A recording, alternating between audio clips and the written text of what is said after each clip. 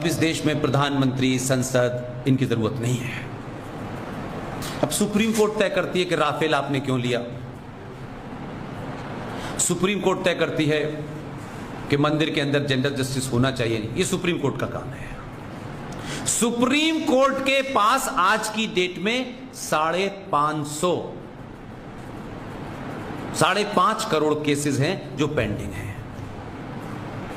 5 crore case supreme court में pending हैं जिनकी डेटें नहीं मिल रही हैं। लेकिन सुप्रीम कोर्ट के पास एक काम है कि वो हर चीज पे ज्ञान दे रही है। अगर राफेल लिया जाए या नहीं लिया जाए, ये डिफेंस के एक्सपर्ट तय करेंगे या काला कोट पहनने वाले तय करेंगे। What is your business with that. लेकिन कहीं से एजेंडा चल रहा है। उन्होंने एक आदेश पारित किया है कल परसों, मेरा ख्याल है 4-5 दिन हो गए, और उन्होंने कहा है कि भारत में हेट स्पीच जो है वो बहुत बढ़ रही है।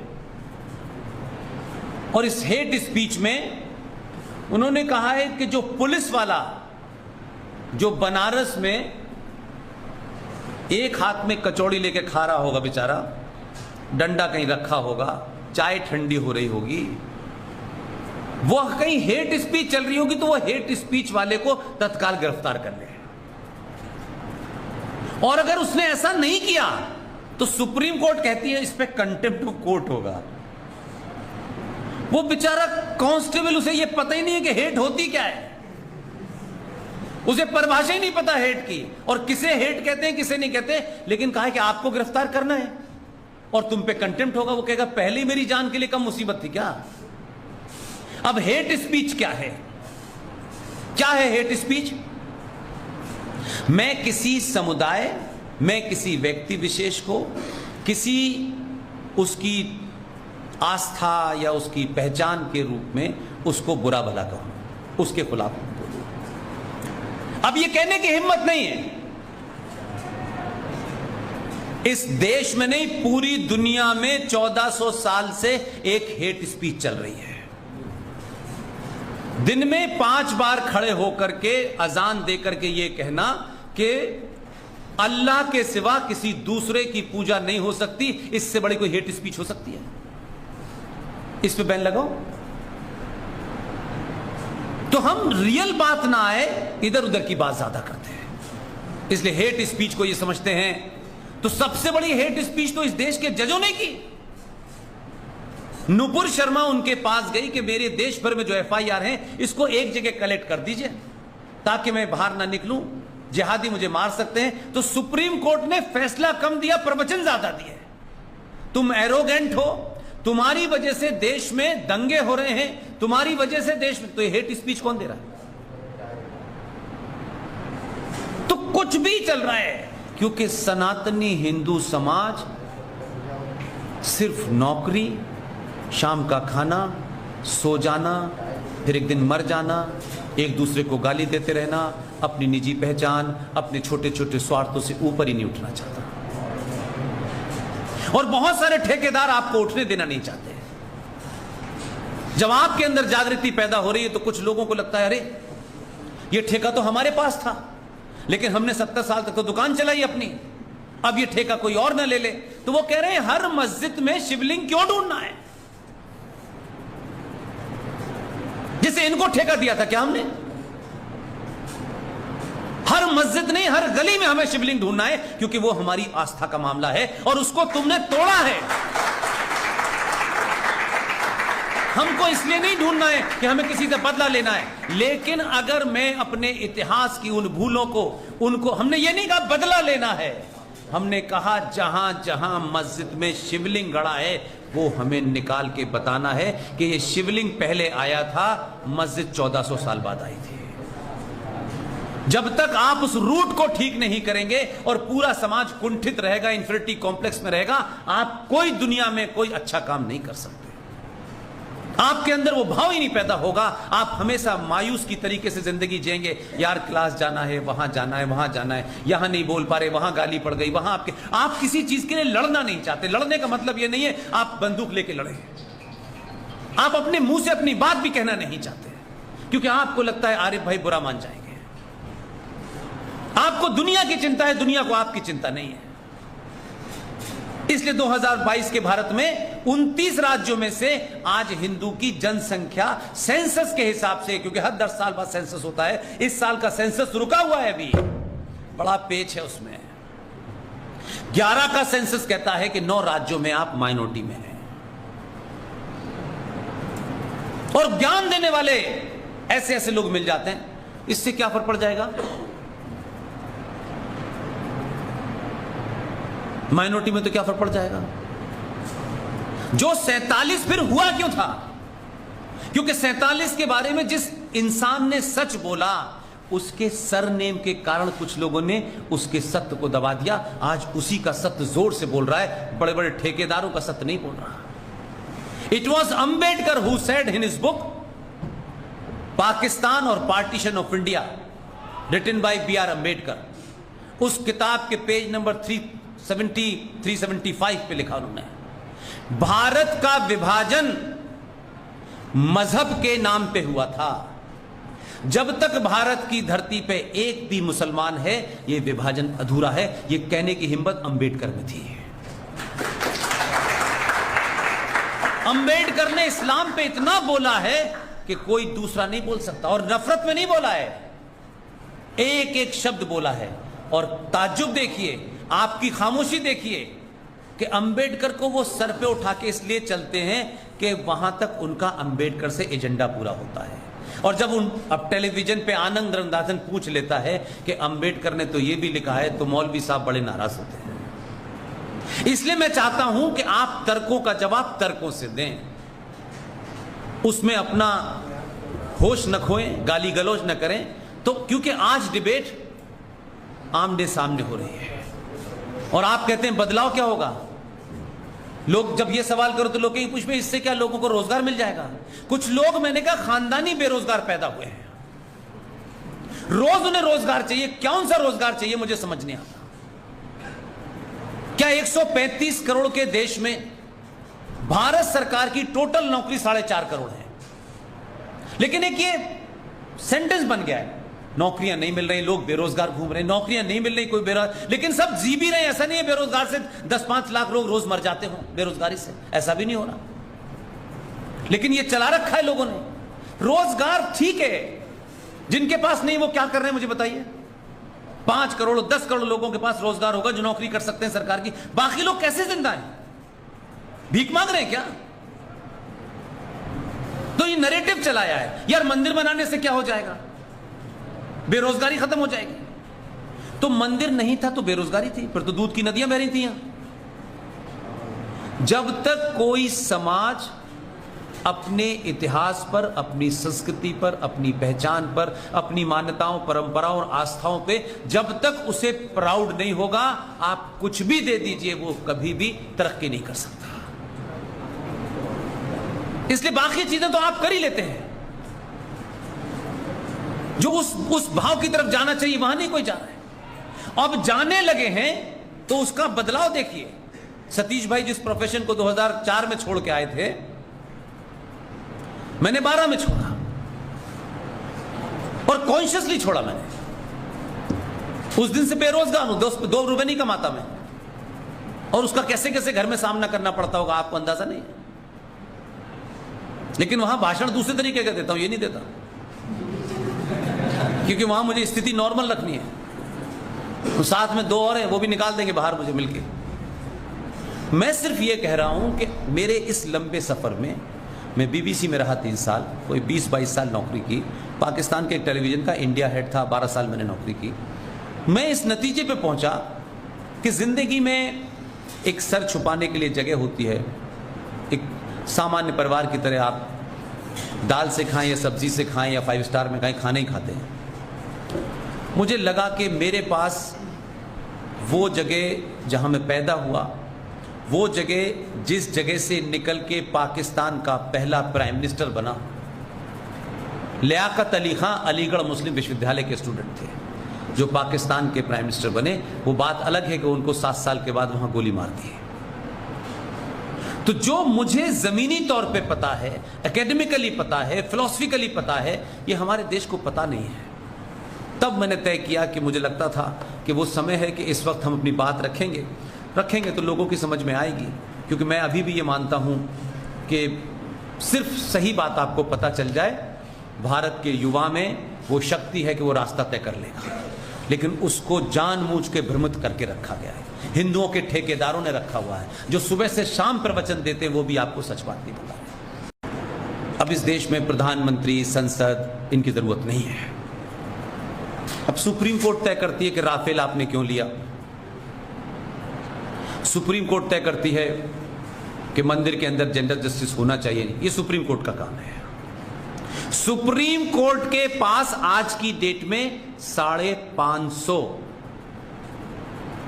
5.5 करोड़ केसेस हैं जो पेंडिंग हैं। 5 करोड़ केस सुप्रीम कोर्ट में पेंडिंग हैं, जिनकी डेटें नहीं मिल रही हैं। लेकिन सुप्रीम कोर्ट के पास एक काम है कि वो हर चीज पे ज्ञान दे रही है। अगर राफेल लिया जाए या नहीं लिया जाए, ये डिफेंस के एक्सपर्ट तय करेंगे या काला कोट पहनने वाले तय करेंगे। What is your business with that. लेकिन कहीं से एजेंडा चल रहा है। उन्होंने एक आदेश पारित किया है कल परसों, मेरा ख्याल है 4-5 दिन हो गए, और उन्होंने कहा है कि भारत में हेट स्पीच जो है वो बहुत बढ़ रही है। और इस हेट स्पीच में उन्होंने कहा है कि जो पुलिस वाला जो बनारस में एक हाथ में कचौड़ी लेके खा रहा होगा बेचारा, डंडा कहीं रखा होगा, चाय ठंडी हो रही होगी, वो कहीं हेट स्पीच चल रही होगी, तो वो हेट स्पीच वाले को तत्काल गिरफ्तार कर ले। और अगर उसने ऐसा नहीं किया तो सुप्रीम कोर्ट कहती है इस पे कंटेम्प्ट ऑफ कोर्ट होगा। वो बेचारा कांस्टेबल, उसे ये पता ही नहीं है कि हेट होती क्या है, उसे परिभाषा ही नहीं पता हेट की, और किसे हेट कहते हैं किसे नहीं कहते। लेकिन कहा है कि आपको गिरफ्तार करना है और तुम पे कंटेम्प्ट होगा। वो कहेगा पहले ही मेरी जान के लिए कम मुसीबत थी क्या। अब हेट स्पीच क्या है? क्या है हेट स्पीच? मैं किसी समुदाय, मैं किसी व्यक्ति विशेष को, किसी उसकी आस्था या उसकी पहचान के रूप में उसको बुरा भला कहूं, उसके खिलाफ बोलूं। अब ये कहने की हिम्मत नहीं है। इस देश में नहीं, पूरी दुनिया में 1400 साल से एक हेट स्पीच चल रही है। दिन में 5 बार खड़े होकर के अजान देकर के ये कहना कि अल्लाह के सिवा किसी दूसरे की पूजा नहीं हो सकती, इससे बड़ी कोई हेट स्पीच हो सकती है? इस पे बैन लगाओ। तो हम रियल बात ना आए, इधर उधर की बात ज्यादा करते हैं, इसलिए हेट स्पीच को ये समझते हैं। तो सबसे बड़ी हेट स्पीच तो इस देश के जजों ने की। नुपुर शर्मा उनके पास गई कि मेरे देश भर में जो FIR हैं इसको एक जगह कलेक्ट कर दीजिए ताकि मैं बाहर ना निकलूं, जिहादी मुझे मार सकते हैं। तो सुप्रीम कोर्ट ने फैसला कम दिया, प्रवचन ज्यादा दिए। तुम एरोगेंट हो, तुम्हारी वजह से देश में दंगे हो रहे हैं, तुम्हारी वजह से देश में, तो ये हेट स्पीच कौन दे रहा है?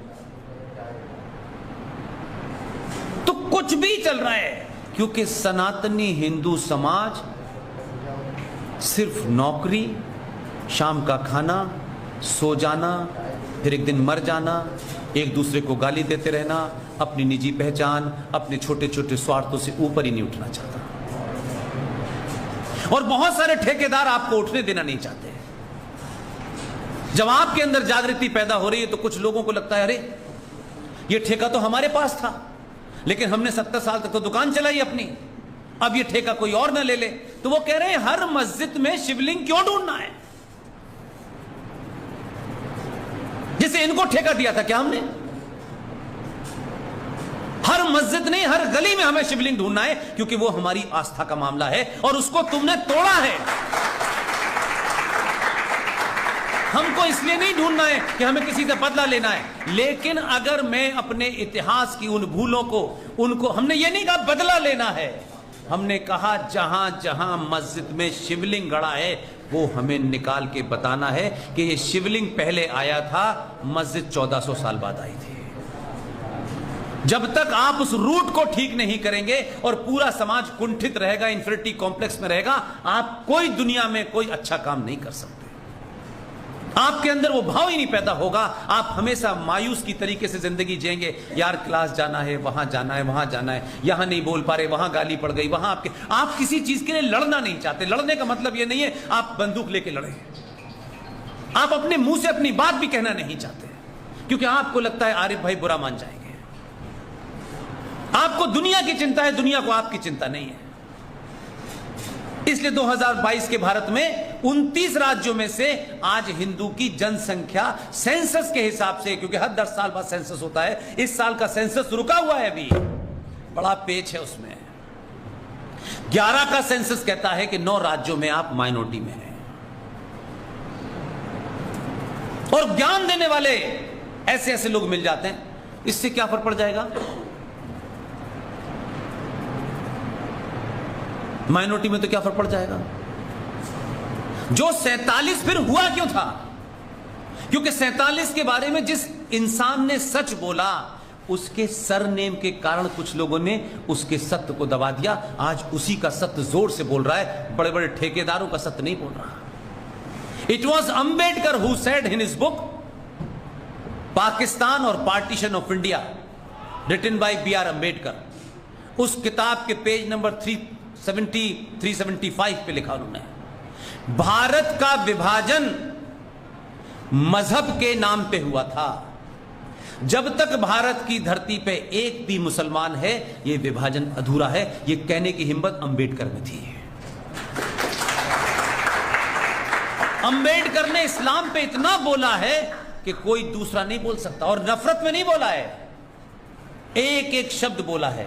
और ताज्जुब देखिए, आपकी खामोशी देखिए कि अंबेडकर को वो सर पे उठा के इसलिए चलते हैं कि वहां तक उनका अंबेडकर से एजेंडा पूरा होता है। और जब अब टेलीविजन पे आनंद रंगनाथन पूछ लेता है कि अंबेडकर ने तो ये भी लिखा है, तो मौलवी साहब बड़े नाराज होते हैं। इसलिए मैं चाहता हूं कि आप तर्कों का जवाब तर्कों से दें, उसमें अपना होश न खोएं, गाली गलौज न करें। तो क्योंकि आज डिबेट आमने सामने हो रही है और आप कहते हैं बदलाव क्या होगा? लोग जब ये सवाल करो तो लोग कहीं पूछते हैं इससे क्या लोगों को रोजगार मिल जाएगा? कुछ लोग, मैंने कहा, खानदानी बेरोजगार पैदा हुए हैं, रोज उन्हें रोजगार चाहिए। कौन सा रोजगार चाहिए मुझे समझ नहीं आता। क्या 135 करोड़ के देश में भारत सरकार की टोटल नौकरी 4.5 करोड़ है, लेकिन एक ये सेंटेंस बन गया है, नौकरियां नहीं मिल रही, लोग बेरोजगार घूम रहे हैं, नौकरियां नहीं मिल रही, कोई बेरोजगार, लेकिन सब जी भी रहे। ऐसा नहीं है बेरोजगार से 10-5 लाख लोग रोज मर जाते हो बेरोजगारी से, ऐसा भी नहीं हो रहा। लेकिन ये चला रखा है लोगों ने। रोजगार ठीक है, जिनके पास नहीं वो क्या कर रहे हैं मुझे बताइए। 5 करोड़ 10 करोड़ लोगों के पास रोजगार होगा जो नौकरी कर सकते हैं सरकार की, बाकी लोग कैसे जिंदा हैं? भीख मांग रहे हैं क्या? तो ये नैरेटिव चलाया है, यार मंदिर बनाने से क्या हो जाएगा, बेरोजगारी खत्म हो जाएगी। तो मंदिर नहीं था तो बेरोजगारी थी, फिर तो दूध की नदियां बह रही थी यहां। जब तक कोई समाज अपने इतिहास पर, अपनी संस्कृति पर, अपनी पहचान पर, अपनी मान्यताओं, परंपराओं और आस्थाओं पे जब तक उसे प्राउड नहीं होगा, आप कुछ भी दे दीजिए, वो कभी भी तरक्की नहीं कर सकता। इसलिए बाकी चीजें तो आप कर ही लेते हैं, जो उस भाव की तरफ जाना चाहिए वहां नहीं कोई जा रहा है। अब जाने लगे हैं तो उसका बदलाव देखिए। सतीश भाई जिस प्रोफेशन को 2004 में छोड़ के आए थे, मैंने 12 में छोड़ा और कॉन्शियसली छोड़ा मैंने। उस दिन से बेरोजगार हूं, 2 रुपए नहीं कमाता मैं, और उसका कैसे कैसे घर में सामना करना पड़ता होगा आपको अंदाजा नहीं।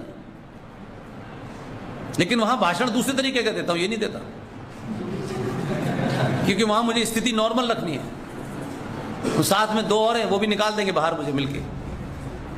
मैं सिर्फ ये कह रहा हूं कि मेरे इस लंबे सफर में, मैं बीबीसी में रहा 3 साल, कोई 20-22 साल नौकरी की, पाकिस्तान के एक टेलीविजन का इंडिया हेड था, 12 साल मैंने नौकरी की। मैं इस नतीजे पे पहुंचा कि जिंदगी में एक सर छुपाने के लिए जगह होती है। एक सामान्य परिवार की तरह आप दाल से खाएं या सब्जी से खाएं या 5 स्टार में खाएं, खाना ही खाते हैं।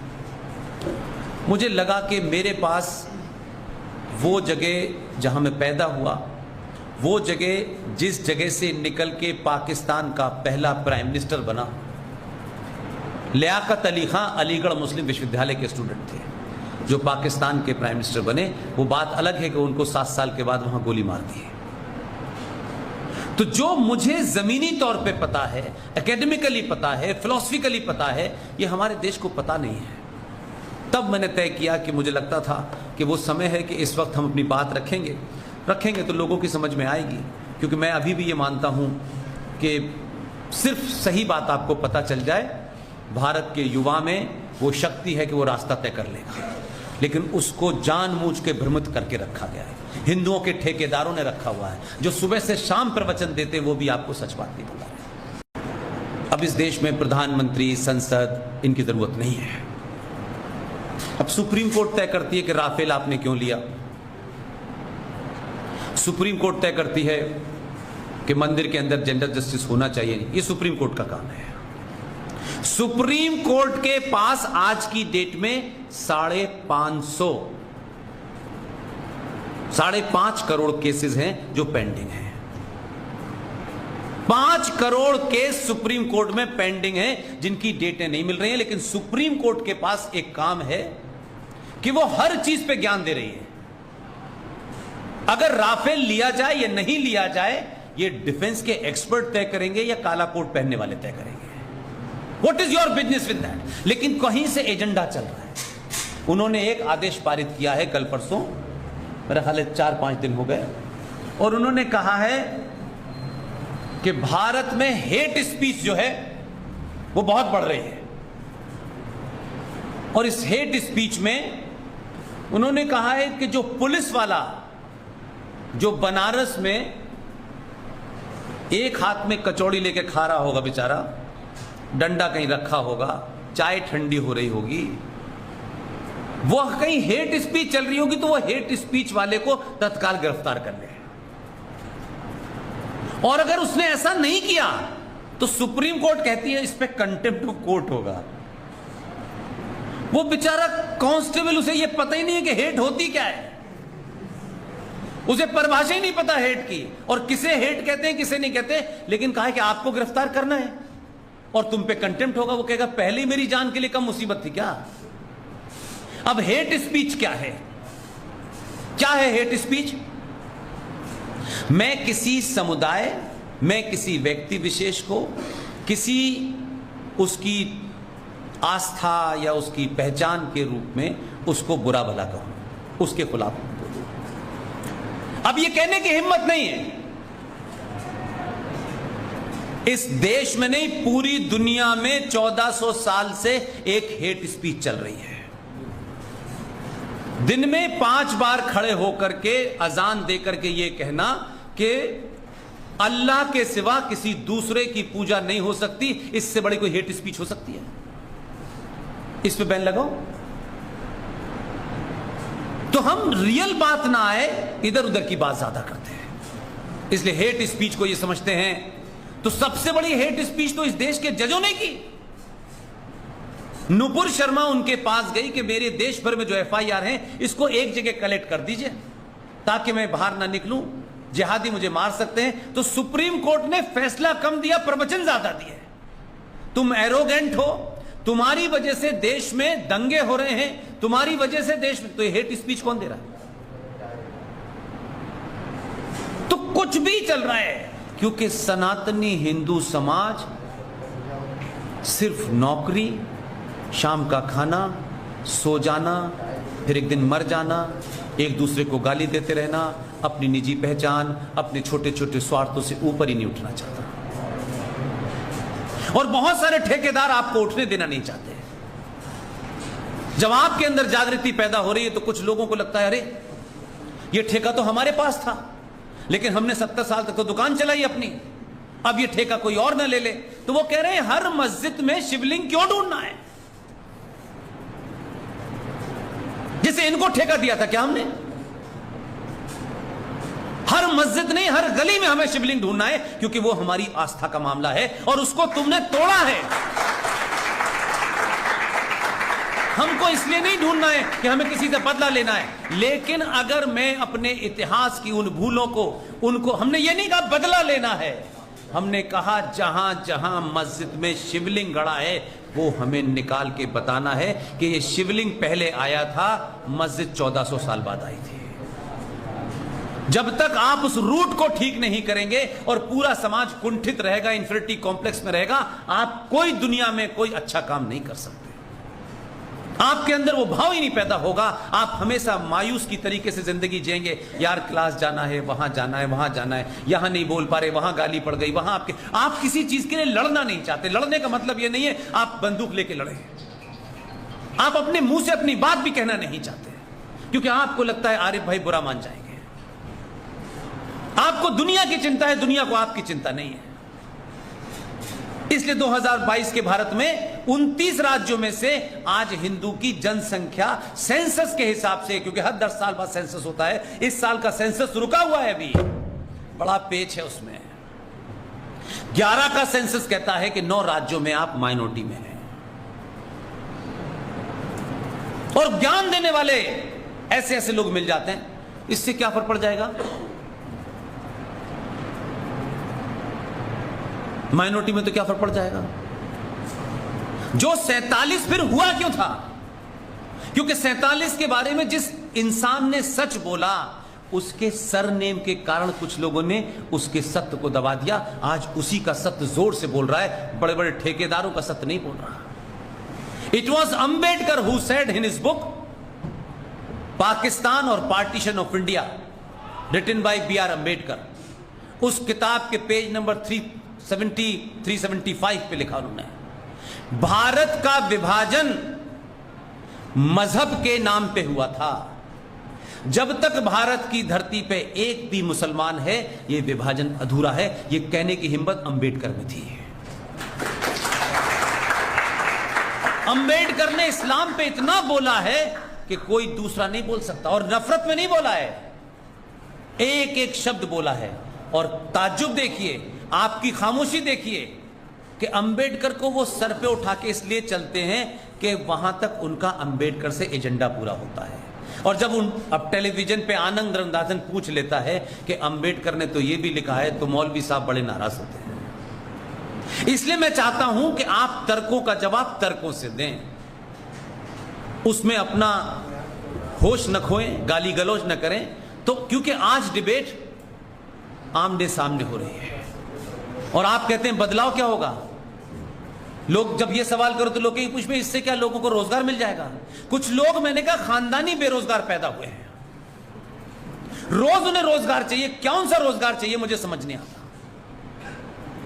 क्या 135 करोड़ के देश में भारत सरकार की टोटल नौकरी 4.5 करोड़ है, लेकिन एक ये सेंटेंस बन गया है, नौकरियां नहीं मिल रही, लोग बेरोजगार घूम रहे हैं, नौकरियां नहीं मिल रही, कोई बेरोजगार, लेकिन सब जी भी रहे। ऐसा नहीं है बेरोजगार से 10-5 लाख लोग रोज मर जाते हो बेरोजगारी से, ऐसा भी नहीं हो रहा। लेकिन ये चला रखा है लोगों ने। रोजगार ठीक है, जिनके पास नहीं वो क्या कर रहे हैं मुझे बताइए। 5 करोड़ 10 करोड़ लोगों के पास रोजगार होगा जो नौकरी कर सकते हैं सरकार की, बाकी लोग कैसे जिंदा हैं? भीख मांग रहे हैं क्या? तो ये नैरेटिव चलाया है, यार मंदिर बनाने से क्या हो जाएगा, बेरोजगारी खत्म हो जाएगी। तो मंदिर नहीं था तो बेरोजगारी थी, फिर तो दूध की नदियां बह रही थी यहां। जब तक कोई समाज अपने इतिहास पर, अपनी संस्कृति पर, अपनी पहचान पर, अपनी मान्यताओं, परंपराओं और आस्थाओं पे जब तक उसे प्राउड नहीं होगा, आप कुछ भी दे दीजिए, वो कभी भी तरक्की नहीं कर सकता। इसलिए बाकी चीजें तो आप कर ही लेते हैं, जो उस भाव की तरफ जाना चाहिए वहां नहीं कोई जा रहा है। अब जाने लगे हैं तो उसका बदलाव देखिए। सतीश भाई जिस प्रोफेशन को 2004 में छोड़ के आए थे, मैंने 12 में छोड़ा, और कॉन्शियसली छोड़ा मैंने। उस दिन से बेरोजगार हूं, 2 रुपए नहीं कमाता मैं, और उसका कैसे कैसे घर में सामना करना पड़ता होगा आपको अंदाजा नहीं है। लेकिन वहां भाषण दूसरे तरीके का देता हूं, ये नहीं देता, क्योंकि वहां मुझे स्थिति नॉर्मल रखनी है। तो साथ में 2 और हैं, वो भी निकाल देंगे बाहर मुझे मिलके। मैं सिर्फ ये कह रहा हूं कि मेरे इस लंबे सफर में मैं बीबीसी में रहा 3 साल, कोई 20-22 साल नौकरी की, पाकिस्तान के एक टेलीविज़न का इंडिया हेड था, 12 साल मैंने नौकरी की। मैं इस नतीजे पे पहुंचा कि ज़िंदगी में एक सर छुपाने के लिए जगह होती है। एक सामान्य परिवार की तरह आप दाल से खाएं या सब्जी से खाएं या 5 स्टार में खाएं, खाने ही खाते हैं। मुझे लगा कि मेरे पास वो जगह जहां मैं पैदा हुआ, वो जगह जिस जगह से निकल के पाकिस्तान का पहला प्राइम मिनिस्टर बना, लियाकत अली खां अलीगढ़ मुस्लिम विश्वविद्यालय के स्टूडेंट थे जो पाकिस्तान के प्राइम मिनिस्टर बने। वो बात अलग है कि उनको 7 साल के बाद वहां गोली मार दी। तो जो मुझे जमीनी तौर पे पता है, एकेडमिकली पता है, फिलोसफिकली पता है, ये हमारे देश को पता नहीं है। तब मैंने तय किया कि मुझे लगता था कि वो समय है कि इस वक्त हम अपनी बात रखेंगे तो लोगों की समझ में आएगी। क्योंकि मैं अभी भी ये मानता हूं कि सिर्फ सही बात आपको पता चल जाए, भारत के युवा में वो शक्ति है कि वो रास्ता तय कर लेगा, लेकिन उसको जानबूझ के भ्रमित करके रखा गया है। हिंदुओं के ठेकेदारों ने रखा हुआ है, जो सुबह से शाम प्रवचन देते हैं वो भी आपको सच बात नहीं बता रहे।